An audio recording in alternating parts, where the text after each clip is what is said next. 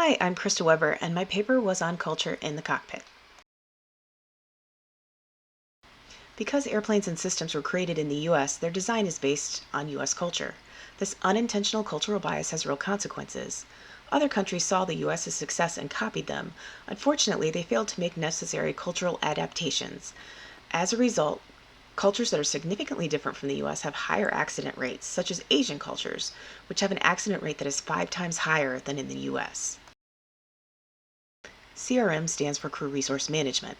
CRM came about in the 1970s as a result of accident investigations from several U.S. plane crashes. As airplanes became more reliable, crashes were no longer the result of catastrophic failures on the airplane, but rather errors by the flight crew. Accident investigations showed 70% of accidents were from poor communication and/or teamwork. Because of the success in the US, other countries have decided to implement CRM. The problem is that culture is one of the biggest factors in how pilots communicate, and foreign airlines failed to make adaptations for cultural differences. There are 3 different cultures within the cockpit. The first is national culture, which you should be familiar with if you paid attention at all in class. This culture isn't going to change, it's been established over many lifetimes. Next is professional culture, this is essentially the pilot culture. And finally is the organizational culture. This is the culture that is found within each individual airline, and this is where CRM training is implemented. Next, I'm going to talk about Hofstede's cultural indexes and how it applies to pilots.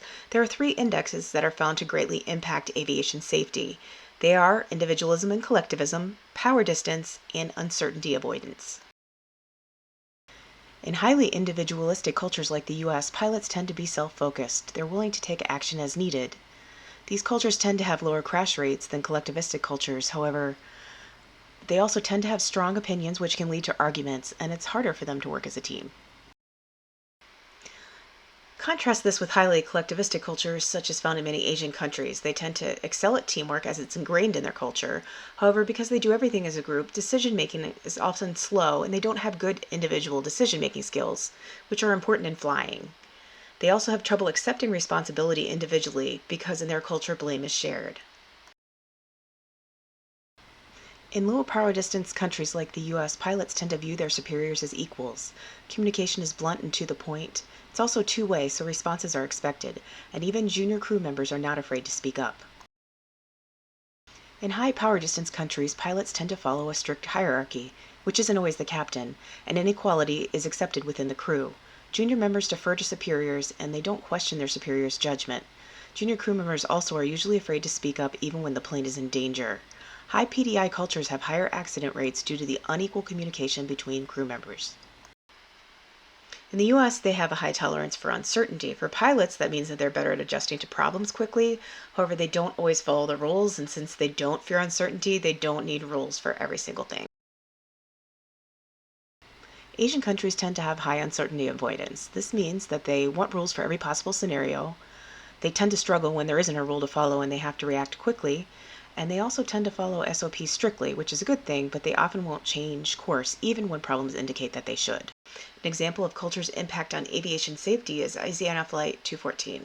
While attempting to land in San Francisco in 2013, they hit a seawall in front of the runway. This ripped the tail off of the airplane. Study of the accident scene and interviews with the pilots led investigators to tie the crash to 2 cultural causes. First, pilots respecting hierarchy were afraid to speak up.